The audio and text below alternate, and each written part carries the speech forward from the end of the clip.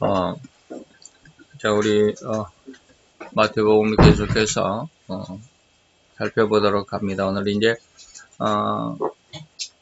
그 서론적인 마지막 시간이라고 말씀드릴 수 있는데, 마태 5장 1절에서 2절까지 내용, 그 모든 것 속에서 이제, 예수님께서, 세상 가운데, 담화문을 발표하기 위한 모든 것들을 이제 준비하시고 마지막 2절에서 예수님이 가르치시던 그 모습을 말씀하고 있습니다. 자, 오늘 그래서 예수님 뭘 가르치셨을까요? 라고 하는 거죠. 우리 본문을 다시 한번 봉독을 해보도록 하겠습니다. 우리 같이 봉독합니다. 예수께서 무리를 보시고 산에 올라가 앉으시니 제자들이 나온지라 입을 열어 가르쳐 가라사대. 그래서 오늘은 이제 2절에서 지금 우리는 그 1절 속에서 예수님에 대해서 또 예수님께서 마지막 이 시대에 대한 그 모든 내용들을 말씀하실 그 내용들을 살펴보았죠. 그리고 나서 이제 오늘 우리는 2절에서 예수님께서 입을 열어 가르쳤다라고 이런 구절이 있는데 이 가르친 그 하나님의 그 의도, 예수님의 의도, 그리고 그 의미, 가르쳤다라고 하는 의미가 뭔지, 그리고 또 무슨 의도를 가지고 이렇게 말씀하시려고 하시는지, 그리고 그 내용은 무엇인지라고 하는 내용들을 한번 생각해 볼 수 있는 그런 시간 되기를 바랍니다. 자, 가르쳤다라고 하는 말은 그 언어 헬라어로 되어 있으니까 헬라어는 아노이자스라고 하는 이런 단어를 쓰고 있습니다. 물론 단어가 쉽게 말하면 히브리어처럼 신적인 언어는 아닙니다. 히브리어는 신적인 언어죠. 저도 그 한국어를 전공을 하면서 한국어를 부전공을 했죠. 부전공을 하면서 한국어에 대한 자부심이 굉장히 큽니다. 세계 그 어느 나라의 그 언어보다도 한국어의 그 표현 능력이라고 하는 것은 거의 다른 나라들은 이러한 우리 한국어의 표현 능력을 따라올 수가 없죠. 어마어마하게 많습니다. 그런 어떤 한국어의 자부심도 있지만 제가 히브리어에 대해서 조금 지금 뭐 다 배우지는 않았지만 한두 시간 그 마크 빌츠 목사님의 그 강의 내용을 들으면서 아주 굉장히 놀랐어요. 그리고 그러면서 그 히브리어는 하나님이 만든 그런 언어다라고 할 수밖에 없는 너무 기가 막힌 그런 언어들이 그 의미들이 있어요. 그렇다고 하면 이제 오늘 여기 이 신약 성경은 헬라어로 쓰여 있는데 헬라어는 그런 어떤 하나님에 의해서 하나님의 어떤 은혜에 의해서 만들어진 그런 언어, 그런 단어, 그런 그 말은 아니죠. 그러기 때문에 헬라어 속에서 깊은 하나님의 은혜를 얻을 수 있다라고는 말할 수 없지만 그래도 많은 도움은 됩니다. 많은 도움은 된다라고 하는 부분, 그 부분을 우리가 참고를 해보면서 이 단어의 의미는 장엄하고 엄숙하여 권위 있는 말을 할 때 입을 여는, 그냥 우리가 흔히 말하는 우리가 그냥 세상 속에서 음담패설하는 그런 말하다라고 할 때 아노이자스를 쓰는 것은 아니죠.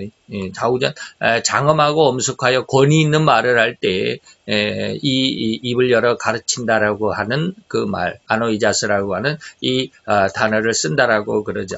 그래서 이 부분에서 이 단어, 다시 말하면 다른 어떤 말하다라고 하는 말도 많은데 오늘 아노이자스라고 하는 이 단어를 굳이 선택해서 골라서 사용하는 의도가 무엇일까라고 하는 것이죠. 그렇다고 한다면 오늘 2절에서 예수님이 가르치신 그 말씀의 어떤 의미, 그리고 하나님의 그런 어떤 왜 이런 말씀을 하셨을까 하는 그런 어떤 의도, 그 의미나 내용이나 똑같네요. 그런 어떤 내용들을 생각해보는 그런 시간이 될 수 있기를 바랍니다. 그래서 오늘 이 아노이자스라는 말은 계속해서 이 말씀이 오늘 설교 내용 속에서 그런 말씀을 드리겠지만 바로 인간들에게 가장 중요한 그런 모습이죠. 그래서 예수님이 빌립보서에 그렇게 기록이 되어 있죠. 빌립보서 3장에 보면 예수님이 하나님이셨는데 인간의 몸을 입고 오셨다라고 하는 그런 내용이 빌립보서에 기록이 되어 있는데, 예수님은 그가 하나님으로 계시던 것을 버렸다. 하나님의 자리를 버리고 인간이 되셨다라고 하는 것이죠. 인간이 되셨다라고 하는 것은 뭐냐면, 인간을 구원하기 위해서 가장 긴요하고 중요한 비밀을 알려주시기 위해서. 우리가 지금 여러분들도 스스로 제가 아무리 얘기를 해줘도 이해할 수 없고 잘 수긍할 수 없는 것이 뭐냐면, 영에 대해서 이야기할 때, 물론 저도 영에 대해서 완전히 다 100% 안다라고 이렇게 말할 수는 없고, 이제 뭐 첫 입문 단계에 불과할 정도의 아주 첫 걸음마일 뿐인데, 그럼에도 불구하고 제가 여러분들에게 영을 이야기할 때 여러분들은 영에 대해서 잘 모르잖아요. 잘 알아듣지를 못합니다. 그것은 제가 지금 여러분들에게 내 자신을 과대평가하기 위해서 또 이해해달라고, 좀 알아달라고 이렇게 광고하거나 그런 것이 아니라, 다시 말하면 내가 그런 어떤 마인드가 없으면, 내게 어떤 그런 어떤 감정이나 어떤 그런 생각이나 그런 어떤 체험, 이런 것들이 없으면 아무리 상대방이 어떤 말을 해도 거기에 대해서 반응할 수가 없다 이 말이죠. 공감이 안 되는 거죠. 공감이 안 됩니다. 그래서 지난 시간에도 그런 말씀을 한번 드린 적이 있는데, 창조과학계의 그 김명현 교수님이 그런 말씀을 하셨다라고 제가 말씀드렸는데, 똑같은, 저도 이제 그런 말씀을 많이 드리는 것 중에 하나인데, 인간에게 슬픔을 슬픔을 서로 말하기 위해서는 상대방이 그 슬픔을 경험해 본 사람만이 내가 말하는 슬픔을 이해할 수 있다. 상대방은 전혀 슬픔에 대해서 한 번도 경험해보지, 슬픈 적이 없는 사람은 슬픔이 뭔지를 모르죠. 그런 것처럼 제가 늘 말하는 것은, 처녀가 아무리 아기 낳는 고통에 대해서 아무리 일러줘도 모릅니다. 그냥 아프다라고, 그럼 얼마나 아픈가 봐라고 이해는 할 수 있을지 모르지만 느낌으로는 알지 못하죠. 그 처녀가 나중에 이제 시집을 가고, 그래서 이제 아기를 갖고 아기를 낳을 때쯤 그 고통을 직접 체험하게 되면, 이게 그 말이구나, 라고 하는 그런 것이죠. 그런 것처럼, 우리, 그 격언에도 그런 말이 있죠. 눈물 젖은 빵을 먹어보지 않는 사람은, 그 배고픔의 의미, 인간의 어떤 그 고난을 모른다라는 그런 말도 있죠. 다 똑같은 말입니다. 자, 제가 왜 이런 말을 지금 계속을 하느냐 하면은, 바로, 영에 대해서 하나님께서 인간에게 무엇인가를 알려주기를 원하셨는데, 그것을 인간은 전혀 모르고 있다라는 거예요. 아무리 하나님이 이후에 이제 말씀을 드리지만, 히브리서 1장 1절에 보면 하나님께서 많은 시대 동안에 많은 수많은 여러 선지자들과 또 그들의 입을 통해서 또 하나님은 이런 모양 저런 여러 모양으로 하나님에 대해서, 천국에 대해서, 구원에 대해서 아무리 일러주었지만 모르더라는 거예요. 그래서 그게야 하나밖에 없는 독생자 예수를 보내셨다. 그럼에도 불구하고 못 알아듣더라라고 하는 게 이제 그런 내용인데, 하나님이 왜, 예수님이 그 하나님이셨던 자신을 버리고 왜 인간이 되셨을까? 그렇게 인간은 알아듣지 못하고 그러지만 그래도 그 중에서도 하나님은 하나님의 구원하실 구원의 백성들이 있다라고 하는 것을 하나님은 너무나도 잘 아시죠. 사도 바울에게도 고린도 교회 그런 말을 했죠. 고린도 교회에 들어갔을 때 사도 바울에게 굉장한 두려움과 고통이 있었죠. 죽음에 대한 어떤 두려움, 고통. 그러지만 하나님께서 고린도 교회에 내가 구원할 자가 많다라고 하는 말씀으로 사도 바울을 위로한 적도 있고 그러는데, 바로 그런 것이죠. 세상이 아무리 하나님을 알아듣지 못하는, 계시록 9장에 그리고 11장에 보면 그렇습니다. 세상 사람들이 아무리 하나님이 징계하고 또 징계하고 하나님을 안 믿는다고 또 징벌하고, 사회적으로 아니면 또 경제적으로 아니면 또 어떠한 그 환경적, 그 자연 환경적으로 아무리 하나님이 징계를 하고 또 정치적으로 많은 어떤 고난을 당하게 하고 수많은 사람들이 생명을 잃어가는 그런 어떤 고난이 와도 사람들이 회개하지 않더라라고 하는 말이 기록이 되어 있습니다. 못 알아듣죠. 그럼에도 불구하고 그런 가운데서도 하나님은 하나님의 구원의 계획을 이루시기 위해서 하나님의 백성들을 이미 예비해 놓으셨고 그들을 또 나름대로 하나님께서 구원하시기 위한 모든 조처가 이미 다 되어 있다라고 하는 이런 것을 볼 때 바로 그러한 인간들을 알아듣지 못하지만 깨닫지 못하지만 하나님 앞에 회개하여 나오지 못하지만 그럼에도 불구하고 하나님은 바로 이러한 그 어떤 어려움 속에서도 구원하시는 다른 말로 하면 노아 홍수 때 온 세상이 다 물에 잠겨서 다 죽임을 당했지만 다 멸망을 받았지만 그 중에서 하나님은 방주를 예비해서 노아의 8 식구를 구원하셨던 것처럼 그죠? 또 창세기에서는 그죠? 그것도 창세기에 있는, 노아의 홍수도 창세기에 있는 말이죠. 그 이후에 출애굽기 당시에도 하나님께서 온 애굽 땅에 죽음의 천사를 보내서 장자된 자들은 다 그 생명을 하나님께서 앗아갔지만, 그러나, 하나님의 약속에 의해서 문설주나 문지방에, 양을 잡아서 양의 피를 바른 그 집에는 결코, 죽음의 천사가 들어가지 않았다고 하는 이것이 하나님의 구원의 약속이고, 구원의 어떤 표징이거든요. 이러한 그 구원의 약속과 구원의 표징을 인간들에게 나눠주시기 위해서 예수님이 오셨다. 이것이 바로 뭡니까? 가장 기묘하고 가장 중요한 비밀이라고 하는 것입니다. 그러니까 알아들을 사람도 있지만 알아듣지 못한 사람이 더 많을 수도 있고 또 알아듣지 못한 사람들이 너무 많지만 거의 대다수이지만 그러나 그 중에서도 알아들을 수 있는 사람이 있다라고 하는 그런 바로 이것을 하나님은 위해서 예수님이 오늘 가르치시는 그 입을 열었다라고 하는 것이죠. 그래서 오늘 이게 마태 5장, 6장, 7장은 우리가 흔히 말해서 산상수훈이라고도 하는데 이 5장, 6장, 7장을 우리가 흔히 사람의 말이다라고도 할 수 있겠지만 진정으로 이것은 하나님의 마음 깊은 곳에 들어있던 그 말이 하나님의 그 뜻이 말이죠. 하나님의 그 말이 인간이 이해할 수 있는 언어의 표준, 인간이 알 수 있는 언어, 히브리어 아니면 헬라어 또 아니면 우리 이제 번역이 돼서 우리 한국어 이렇게 그 언어의 표준으로 나타난 곳이라고 할 수 있죠. 그래서 마태오 5, 6, 7장은 비록 인간의 어떤 그 언어의 문자로 기록이 되어 있지만 그것은 사람들 다시 말하면 선지자들의 말이라 할지라도 그것은 사람의 입을 통해서 말하는 것이잖아요. 하나님의 뜻을 사람의 입을 통해서 마태 기록은 마태라고 하는 사람의 그 지혜와 그 마음 그리고 그 입을 통해서 인간들에게 전해지도록 말을 했고 또 기록을 했고 그러지만 마태 5, 6, 7장은 물론 마태가 기록한 것이지만 예수님이 직접 하나님의 뜻을 하나님의 의도를 구원에 대한 하나님의 그런 중요한 비밀을 하나님이 직접 말씀하셨다라고 하는 물론 나중에 이제 24장 마태 24장인가 보면 종말론에 대해서도 예수님이 직접 말씀하신 것이고 그래서 마태 5, 6, 7장은 또 마태 24장은 하나님이 직접 인간의 몸을 입고 오셔서 하나님의 입으로 직접 우리 인간들에게 말씀하실 가장 비밀스러운 것이다라고 말할 수 있죠. 그래서 마태 5, 6, 7장은 아주 중요한 그런 내용입니다. 그래서 하나님이 직접 말씀하신 것이라고 말할 수 있는 것이고요. 그래서 이 말씀은 다시 말하면 이제 그 말씀은 이제 잠시 계속해서 말씀을 드리겠지만 이 아노이자스라고 하는 이 단어를 쓴 뜻은 이 말이죠. 또 다른 한 뜻은 자기 최고의 관심사 그리고 자기의 모든 뜻을 다 쏟아서 그리고 정성을 다해서 이 말만은 꼭 전달해야 한다라는 어떤 의미가 있었다. 그래서 반드시 말만은 해야 되겠다라고 할 때 아노이자스라는 이 단어를 쓴다라고 하는 것이죠. 그래서 우리도 말하는 제가 영어를 잘 모르니까 말하는 것은 뭡니까? 토크라는 말도 있고 스피크라는 말도 있죠.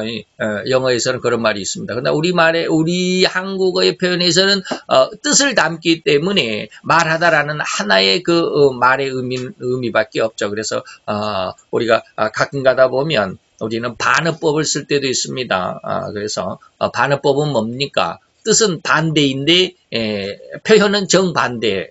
다시 말하면 어린아이들이 높은 데 올라가서 자꾸 뛰면은 다치잖아요. 그러면은 부모들이 뭐랍니까? 또 올라가라. 그런 말을 하죠. 그러면 그것이 진짜로 올라가라는 뜻이 아니라 올라가면 다치니까 올라가지 말라는 거예요. 이런 뜻이죠. 그래서 요즘에 제가 좀 영어에 관심을 좀 둬볼까 하고 영어를 좀 들어보는데 계속해서 듣기만 해요. 스피커를 하려면 들어야 되잖아요. 그래서 보니까 그 영어에 그런 표현이 있어요. 나랑 같이 가자라는 말을 나랑 같이 가자 그러면 뭡니까? 긍정적인 표현이 있지만 반대적으로 표현을 하더라고요. 왜 나와 함께 가지 않니? 이렇게 표현해요. 우리 그 직역을 하면 그런 뜻이에요. Why don't you go with me? 왜 나와 함께 가지 않니? 이런 뜻이잖아요. Why don't you? 당신은 왜 하지 않니? go, 가지 않느냐, with me. 나와 함께 가자. 왜 나와 함께 가지 않냐라고 이렇게 표현하지만 그 말의 의미는 뭐냐면 나와 함께 가자라는 뜻이라고 그렇게 이야기를 하더라고요. 그래서 야 이게 반어법이다 이런 것이죠. 그래서 이것이 제가 지금 무슨 말을 하려고 하냐면 우리 말에는 그냥 한 어떤 그 말하다라고 하는 표현이지만 그것이 스피크인지 토크인지를 어떻게 그 의미가 그 말하는 그 뭡니까 앞뒤 문맥에 따라서 달라지죠.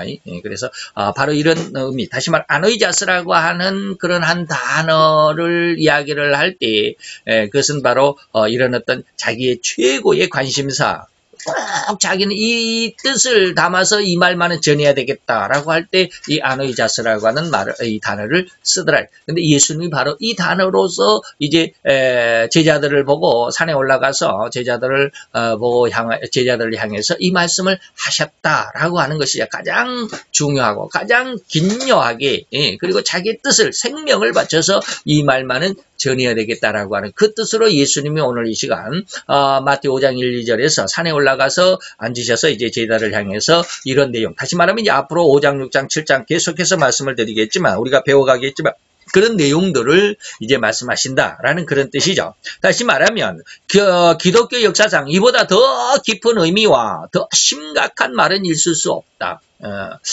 아주 제일 중요한 우리 쉽게 말하면 마태오 5, 6, 7장은 우리 아까도 말씀드렸지만 성경을 아는 사람들은 전부 산상수훈이라고 그래도 산 위에서 산 위에서 하나님께서 우리에게 교훈을 주셨다. 수훈이라고 그러는 거죠.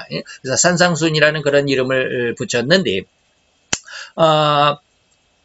이러한 말의 의미처럼 가장 성경 안에서 쉽게 뭐 이렇게 표현하면 좀 그렇지만 어쨌든지 성경을 66권을 다 내버리더라도 마태 5, 6, 7장만 있으면 구원받는데 결코 부족함이 없을 정도로 말이 가장 중요한. 그래서 인도에서도 인도의 가장 그 지도자라고 하면 우리가 얼른 쉽게 누구를 떠오릅니까? 간디를 떠올리게 하죠.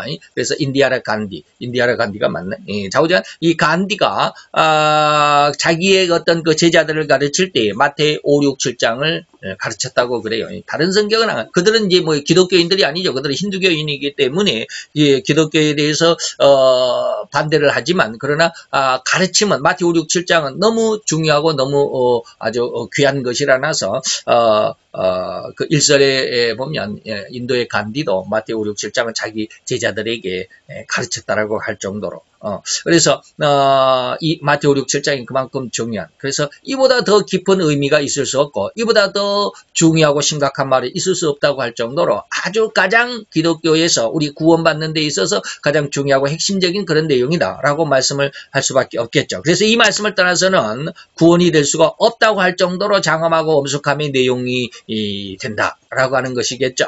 그래서 이런 말을 제가 이제 사도행전 4장 12절이라고 그랬는데 구원에 대해서 이런 말씀이 있죠. 다른 예수 외에는 구원을 얻을 수 있는 이름이 우리 인간에게 주어진 적이 없다라고 할 정도로 오직 예수라고 하는 것처럼 오늘 이 말씀이 마태 5, 6, 7장이 온 기독교 아니면 또 구원에 있어서 가장 핵심적인 다른 어떤 말은 추정을 불허할 정도로 가장 중요하고 핵심적인 그런 내용이다라고 말하는 의미에서 사도행전 4장을 잠시 이제 인용을 해봤고요.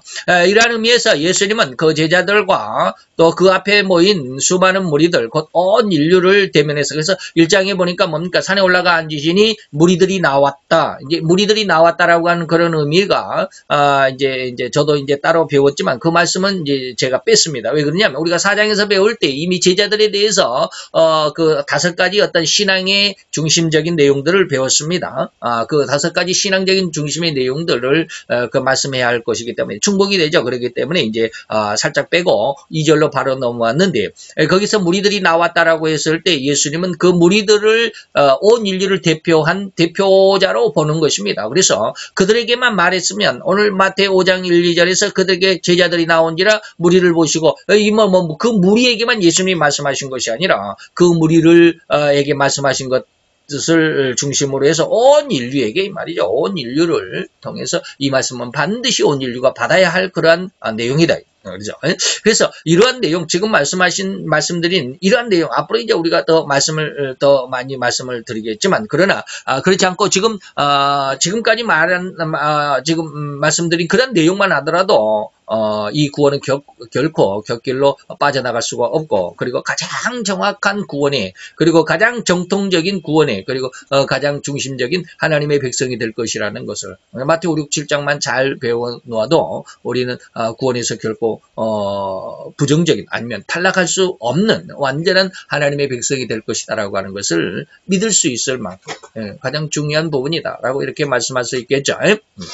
그러면 과연 예수님은 이제 이런 서론이 아주 그냥 거창하게 여러분들에게 말씀을 드렸는데 도대체 무슨 말씀하셨을까라고 하는 것이죠. 이제 물론 다음 시간 이제 3절부터 말씀이 이제 계속 이어지겠지만 그 내용을 우리가 먼저 살펴보면 어떤 말씀하셨을까? 곧 예수님은 자기 그 예수라고 하는 그 이름의 의미와도 같이 자기 백성을 저희에서 구원할 자라고 하는, 다시 말하면 구원에 대해서 말이죠. 자기 백성과 그리고 죄와 그리고 구원을 함께 우리가 잘 묶어놔야 됩니다. 그래서 자기 백성을 빼버리면 곤란하죠. 아무나 죄에서 구원하는 것은 아니죠. 또 자기 백성만 구원한다고 그래서 죄를 빼버리면 또 좀 곤란하죠. 죄가 아닌 다른 곳에서 구원하는 분이 또 아니시기 때문에, 그래서 이 세계는 절대적으로 잘 묶어서 자기 백성을 죄에서 구원할 자다라고 하는 의미로 오늘 이 마태오 6, 7장이 선포되고 예수님의 입을 통해서 나타나게 될 것이다라고 하는 것이죠. 그래서 한마디로 달리 말하면 오늘 이 예수님이 말씀하신 이 내용은 하나님의 아들, 예수님의 이름의 의미가 뭐예요? 자기 백성 그랬죠. 그래서 하나님의 아들, 다시 말하면 성도들이죠. 성도라고 하는 자격이 돼야 되죠. 자기 백성이 돼야 되죠. 늘 이럴 때 성경적인 내용도 역시 있습니다만은 성경적인 내용 안에서 내용을 보면 그 아버지의 재산을 상속을 받을 자는 하인들, 종들이 상속을 받지는 않죠. 아들이 받는 것이죠. 아들이 받는 거예요. 그래서 우리는 종이 아니라 하나님의 아들로서의 이 말이죠. 그 자격이 갖추어져야 되죠. 아무나 길 가는 사람 붙잡고 아무나 내 재산 상속 받으세요. 그럴 수는 없는 것이죠. 그리고 그 자격을 갖추어야만이 하나님 나라에 들어갈 수 있다라고 하는 확실한 진리의 깊은 의미를 오늘 이제 예수님께서 선포하시기 위한 가장 중요한 그것이 바로 핵심이다라고 말하는 것이죠. 그리고 또한 예수님이 입을 열어 가르치셨다 해서 데아노이자스라고 하는 말은 우리나라 말에는 그 의미는 잘 따져보면 있지만, 의미를 잘 따져봐야 되지만 이게 그 시제가 있죠. 과거 말이냐, 우리가 만났다 그러면 과거 예전에 만났다 이 말이죠. 그리고 만난다 그러면 지금 만나고 있는 것이고, 만날 것이다 그러면 앞으로 만나게 될 것이다라고 하는, 아직은 이루어지지 않는 그런 일, 이것을 미래라고 그러죠. 그래서 시제는 과거와 현재와 그리고 미래라고 이렇게 크게 세 가지로 우리가 구분할 수 있는데, 뭐 또 세부적 언어학에 들어가면 세부적으로 이렇게 또 시제를 나눕니다. 그런데 오늘 이 아노이자스라는 단어를 그 시제로 표현할 때 미완료 시제다라고 이렇게 표현합니다. 미완료, 완료가 안 됐다, 끝이 안 됐다 이 말이죠. 그러면 끝이 아직 이루어지지 않았다라고 하는 것은 뭡니까? 지금 진행 중이다라는 그런 뜻이거든요. 그래서 미완료 시제라고 하는 그런 어떤 그 시제를 적용을 하는데, 이것은 과거 그 언제부턴가 이미 시작했다라 이 말이에요. 이미 과거부터 시작이 돼가지고 쭉 그 말이 이어져 오다가 지금도 이어지고 지금도 진행되어져 있고 앞으로도 진행되어질 것이라고 미래까지. 그러면 다 쉽게 말하면 끝이 없는 이 말이죠. 그래서 과거 언제부턴가 시작이 되어서 지금도 계속되는 가르침이고 그 가르침은 앞으로도 미래에도 계속되어야 한다라는 의미에서 미완료 시제로서 이 아노이자스 다시 말하면 이 마태오 5, 6, 7장은 앞으로도 계속된 다시 말하면 우리의 후손 이제 방금 좀 이따 말씀드리겠지만 우리 후손들까지 위해서 우리에게까지 이루어졌고 또 우리 후손들까지 계속해서 가르침을 받아야 하고 가르치고 가르침을 받아야 되는 그런 중요한 말이다라고 할 수 있겠죠. 자 그러면 이제 미완료 시제에서 첫 번은 뭐라고 그랬어요? 과거에 그 언제부턴가부터 시작이 됐다라고 하는 것이죠. 그러면 언제 예수님은 그런 말씀을 했나? 예수님이 지금 살아계실 이 당시죠. 지금 마태오 5장 1, 2절은. 그런데 예수님은 그러면 옛날부터 무슨 뭐 과거에 예수님 태어나기 이전부터 했나? 뭐 그런 어떠한 그 질문을 할 수 있죠. 미완료 시제이기 때문에 과거 그 언제부터 시작이 됐다. 그랬죠. 바로 이런 것입니다. 그것을 잘 이해를 할 수 있어야 되는데 지금 유대인들은 이걸 이해하지 못하고 있죠.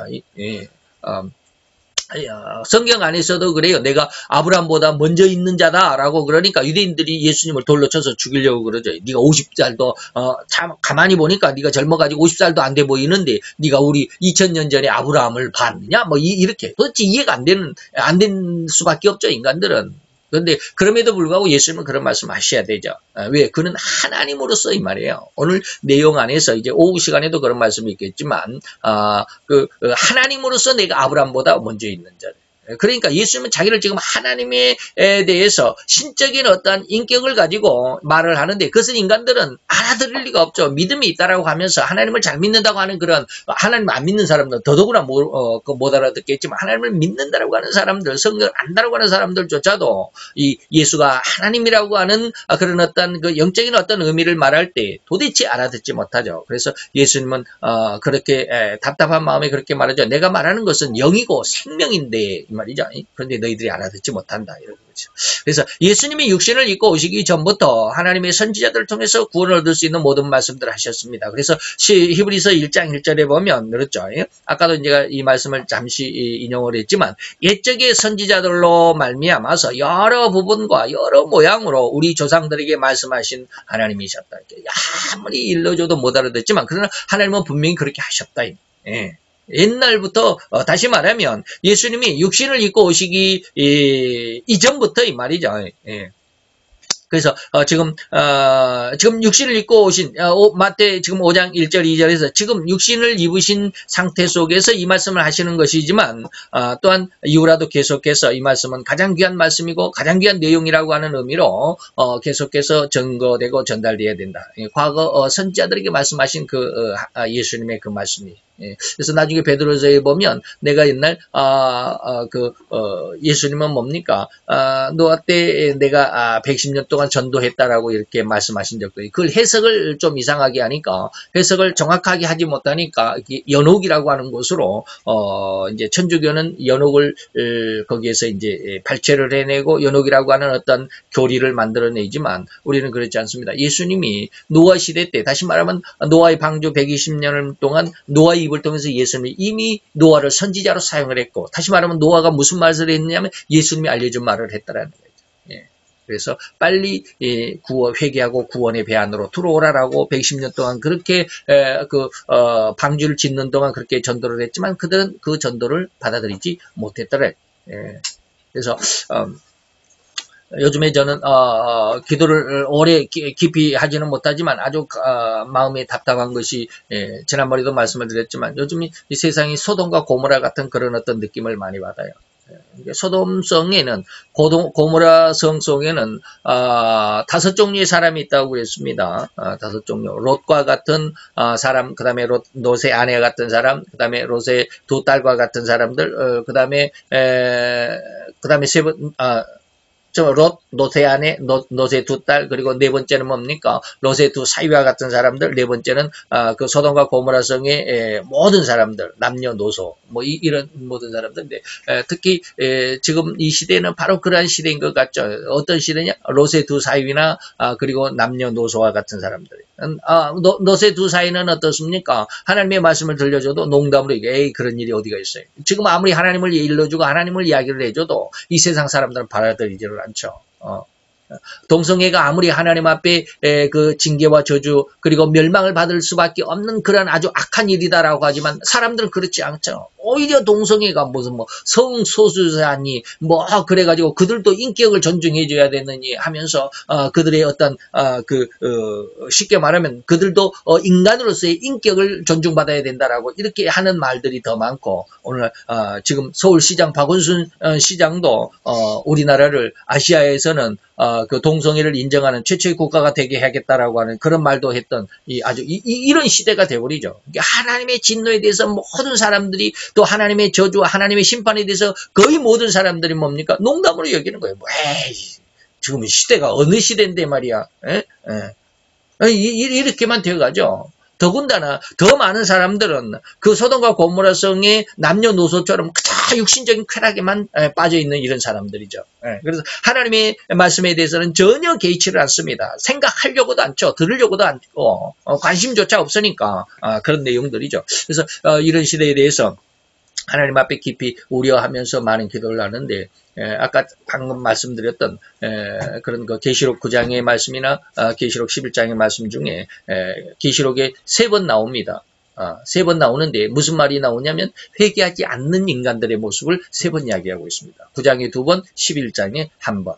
그들이 아무리 하나님이 진노하고 아무리 하나님이 징계로서 그들을 혹독하게 다루지만 인간들은 그것을 하나님의 징계로 하나님을 불신하고 하나님을 떠난 어떤 죄악으로 말미암은 결과라고 하는 것을 하나님이 징계하신다라고 하는 것을 전혀 부인하죠.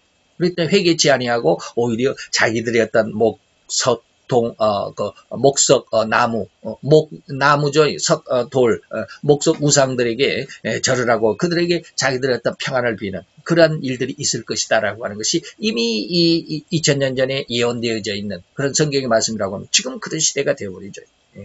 이럴 때 말이죠. 그래서 예적부터 예수님은 바로 이런 말씀을 구원에 대한 하나님의 백성에 대한 그리고 어떻게 해야 구원이 된다라고 하는 이러한 내용들을 이미 과거에서부터 그래서 미완료 시제라고 하는 말씀을 지금 설명드리고 있습니다. 과거 모든 시대로부터 예수님이 지금 현재 예수님이 몸 입고 오신 바로 이 순간 그리고 오늘 우리에게까지 2000년이 지난 오늘 우리에게까지 그리고 또 우리의 후손들에게까지 이 하나님의 구원의 말씀은 계속 증거되고 전해져야 된다라는 그런 어떤 의미에서 아노이자스는 미완료 시제로서 계속돼야 된다라고 하는 그런 내용이죠. 그래서 모든 세상에 선포하신 하나님의 말씀이 이제 과거로부터 있었고 예수님 당시에도 그리고 오늘 우리에게도 그래서 이를 종합하면 이 모든 말씀을 완전하게 하신 것이 있었으니 그것이 뭡니까? 이제 히브리서 1장 1절을 우리가 방금 여러분들에게 제시를 했죠.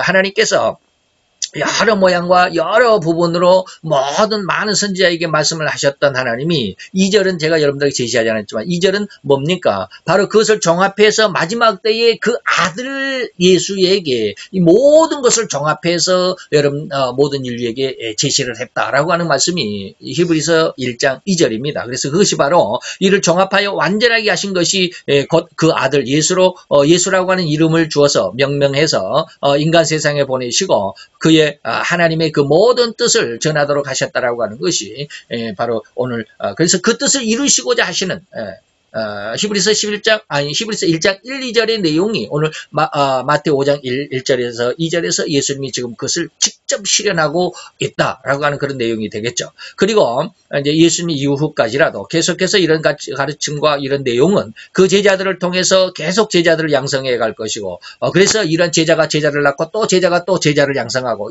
이렇게 계속해서 반복되어지는 이러한 일들이 세상이 끝나는 순간까지 연속되어야 한다라고 하는 가장 중요한 말씀이기 때문에 예수님이 이런 아노이자스라고 하는 이러한 말의 의미 이 단어를 골라서 지금 사용하고 있다라고 하는 것입니다. 그래서 요한복음 17장 20절 요한복음 17장은 예수님의 유언 기도입니다. 마지막 기도예요.